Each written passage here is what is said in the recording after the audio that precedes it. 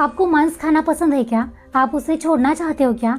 एक कहानी सुनो। हाँ, अपने इतिहास में एक महान तपस्वी ऋषि थे मांडव्य। वो अनारण्य वन में रहकर तपस्या करते थे। एक दिन जब वो ध्यान कर रहे थे तो राजनगर से एक चोर भागता हुआ आया और चुराए हुए धन को ऋषि की कुटिया में छुपाकर वहां से भाग गया। कुछ देर बाद राजा के सिपाही उसका पीछा करते हुए आए तो उन्होंने देखा कि कुटिया में धन है। उन्हें लगा कि ऋषि मांडव्य योगी होने का ढोंग कर रहे हैं, लेकिन असल में वो एक चोर है। तो सैनिकों ने ऋषि मांडव्य को राजा के सामने पेश किया। राजा ने ऋषि को चोरी के आरोप में शूल दंड की सजा सुनाई। शूल दंड मतलब अपराधी को शूल के ऊपर बैठाया जाता है, जिससे उसे असहनीय दर्द होकर उसकी मृत्यु होती है। जब ऋषि को शूल पर चढ़ाया गया तो उन्हें कोई पीड़ा नहीं हुई, उल्टा वो वहां पर बैठकर भी ध्यान करने लगे। ये देखकर राजा के पांव डगमगाने लगे।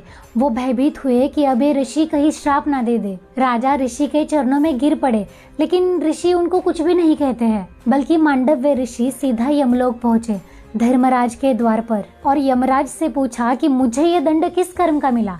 आज तक मैंने कभी कोई पाप नहीं किया। देखो मांडव्य ऋषि के अंदर तपस्या का कितना बल रहेगा कि उनके आगे यमराज हाथ जोड़कर खड़े होते हैं और उनसे कहते हैं कि ऋषि श्रेष्ठ, जब आप 12 वर्ष के थे तब आपने एक तितली के देह में कांटा चुभोया था और उसे उड़ने दिया था। आज वही शूल आपके भाग्य में लौटा है। सोचो, इतने बड़े संत महापुरुष ब्रह्मज्ञानी ऋषि, और वो भी अपने कर्म से नहीं बच पाए। पितामह भीष्म को इच्छा मृत्यु का वरदान था।